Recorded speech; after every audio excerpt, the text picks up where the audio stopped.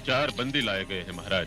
अपराध? इन 4 बंदियों ने मिलकर एक व्यक्ति की हत्या कर दी है महाराज। अपराधी क्या कहते हैं? अपराधी अपना अपराध स्वीकार करते हैं। आज तो महाराज दोनों ज्येष्ठ राजकुमारों में से किसी एक को युवराज नियुक्त करने जा ही रहे हैं, तो आज इन्हीं को न्याय करने का अवसर प्रदान किया जाए महाराज, कि पूरा जन समुदाय राजकुमारों की योग्यता भी देखे। राजकुमार दुर्योधन को न्याय करने का आदेश दिया जाता। पिताश्री हस्तिनापुर नरेश की जय।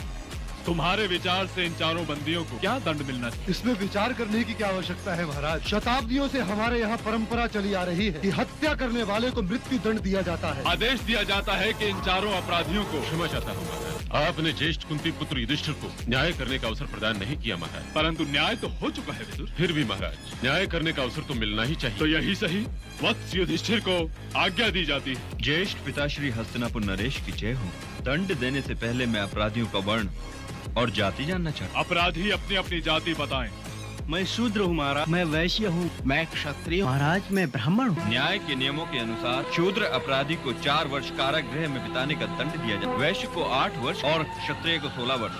परंतु ब्राह्मण अपराधी को मृत्यु दंड दिया नहीं जा सकता, इसलिए कुल गुरु कृपाचार्य ही इसके दंड का निर्णय करे। अति सुंदर, क्या न्याय है? अपराध 1 और दंड 4।